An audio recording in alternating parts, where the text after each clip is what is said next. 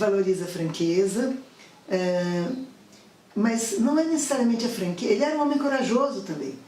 Ele enfrentou uma vez um conflito de rua, porque ele era judeu, numa época em que já o antissemitismo estava crescendo, tanto que ele tem que fugir, não é, da Alemanha com o nazismo. Ele era corajoso, ele enfrentava as pessoas, assim, não só porque ele criou uma teoria revolucionária. O Freud não foi um homem, quando a gente lê a biografia, mesmo acompanhando a obra dele, não foi alguém que pensou, quero impactar, vou fazer uma coisa revolucionária. Não é isso, ele começa a escutar. E quando ele começa a chegar na questão das teorias sexuais infantis, ele ouve primeiro a partir dos adultos, mas tem uma criança que ele ouve que é muito interessante, que é o Hans, que na verdade ele não escuta a criança, é uma criança que é fóbica, tem que dormir agarrada na mãe, tem pesadelos com lobo, e ele começa a escutar o pai dessa criança, e o pai contando as coisas que acontecem com a criança, e ele começa a orientar o pai, é muito bonito. E essa criança faz hipóteses sobre, por exemplo, no século XIX as crianças não viam os adultos nus, não é? Sobre a diferença sexual, ele começa a fazer hipóteses, ele acha que a mãe não tem o mesmo órgão sexual que o pai, porque alguém cortou. E era frequente, como também acontecia com Hans, que quando a criança era flagrada, por exemplo, tocando os genitais, numa masturbação infantil, às vezes a babá ou às vezes a própria mãe fala, ó, seu pai vem aí e corta, e não pode. Então ele cria esse conceito, por exemplo, que hoje a palavra é muito escandalosa, que é de castração, baseado nesse temor infantil de perder o órgão genital, que tem a ver com a educação antiga. Hoje ninguém mais diz, se seu pai vê, corta, né? Mas castração, que é essa fantasia do medo de se perder algo muito precioso, e por que o órgão genital é precioso? Porque ele dá prazer, né? Esse conceito se torna, ele vai ter dois desdobramentos. A castração é a nossa incompletude.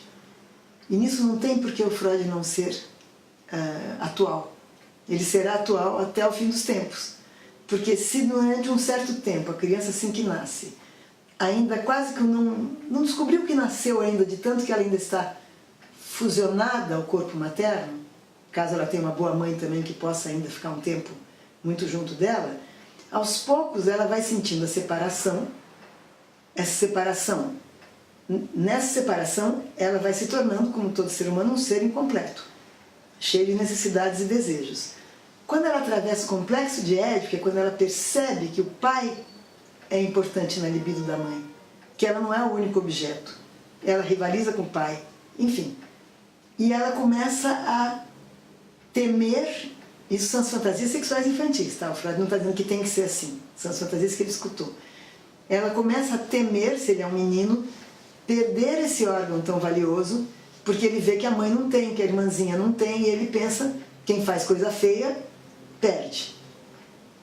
E a menina começa a se sentir inferior porque ela não tem um atributo que o menino tem. Não é? Que parece, é como se para a criança a imagem ainda é, a visibilidade das coisas ainda é muito importante. Agora eu estou dizendo isso por mim.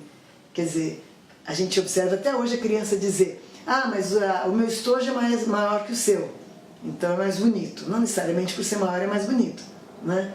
O meu aviãozinho de brinquedo é maior que o seu.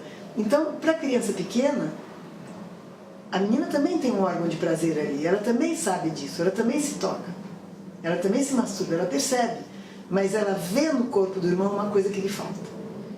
Então, isso desenvolveria na menina o que se chama um complexo de castração. Ou seja, ela não tem, então ela é menos, então ela foi menos amada pela mãe, então o pai vai valorizar ela menos. Pode vir por vários... E no menino, um medo de castração, que é o contrário.